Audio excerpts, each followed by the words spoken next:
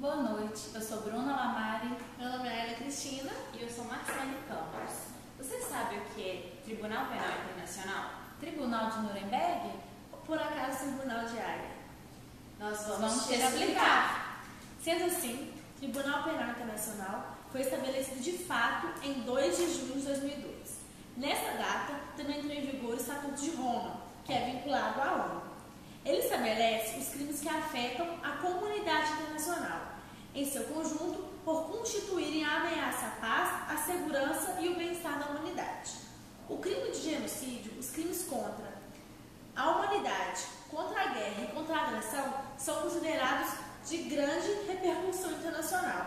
Dessa forma, serão julgados os crimes após o tribunal.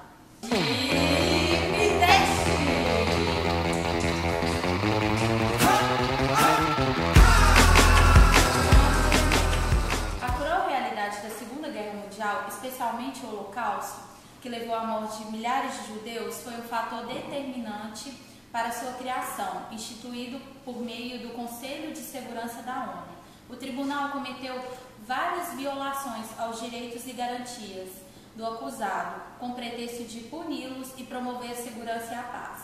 Ele foi instituído pelo Acordo de Londres em 8 de agosto de 1945, celebrado entre os governos dos Estados Unidos, Rússia, França e União Soviética.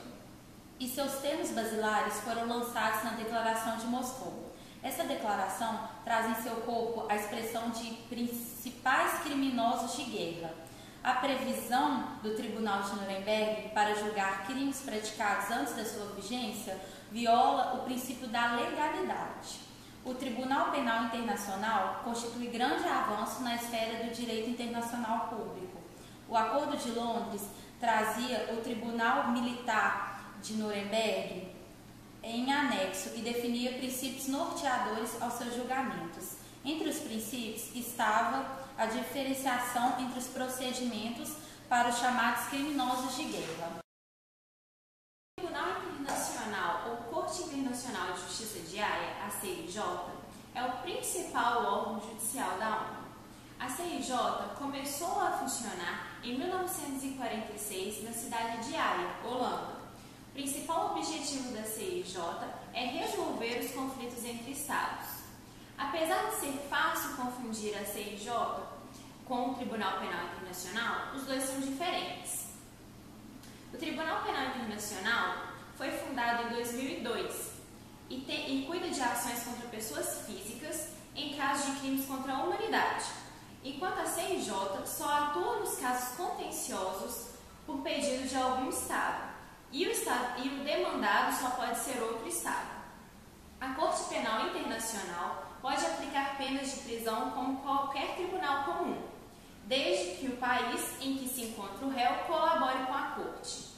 Mas a CIJ tem a força que faz cumprir as suas sentenças condicionada ao Conselho de Segurança da ONU. A CIJ tem duas principais funções. A primeira é de atuar na conciliação entre casos contenciosos dos Estados. São duas etapas. Na primeira etapa, o demandante faz a sua queixa, que é analisada pelos juízes. Na segunda etapa, a Corte produz uma espécie de sentença que, teoricamente, é obrigatória. Porém, como já falado, ela está condicionada ao Conselho de Segurança da ONU. A segunda função é produzir opiniões consultivas, na qual os juízes dão parecer sobre certos problemas.